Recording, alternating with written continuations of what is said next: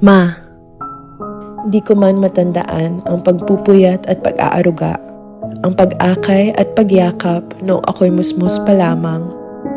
Sa munting bote ng gatas, naroon ang sustansya at saya, at haplos mo na puspos ng pagmamahal. Sa bawat aral ng buhay, ako'y hinahanda, kahit noon ay nalilito at di maunawaan. Ikaw pa rin ang ilaw na marahang umaagapay, patungo sa magandang kinabukasan. Di pa sumisikat ang araw, ikaw ay gising na, naghahanda ng aming almusal bago pumasok sa eskwela.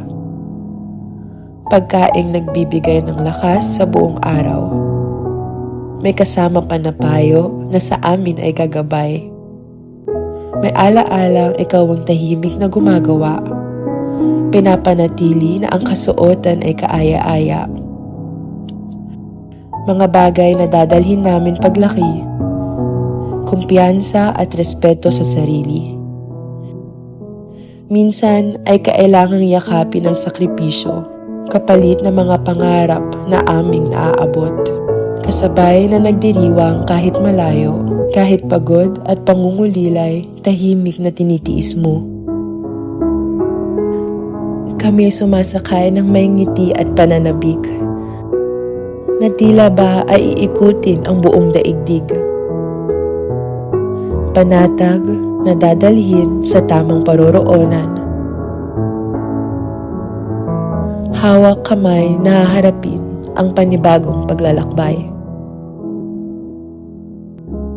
Sa bawat dasal mong ako'y mailapit sa piling ng Diyos, na ako'y kanyang gabayan, lalo na sa paglilingkod. Magkasama bilang pamilya sa pagsamba at pagpupuri, tanging pangalan lang ng Panginoon ang itinataas sa bawat sandali.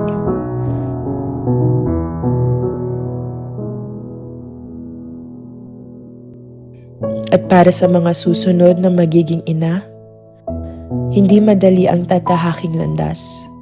Ngunit sa bawat munting pag-aarugang lubos, ang pagmamahal, ang pagiging ina, ay biyayang walang kapantay.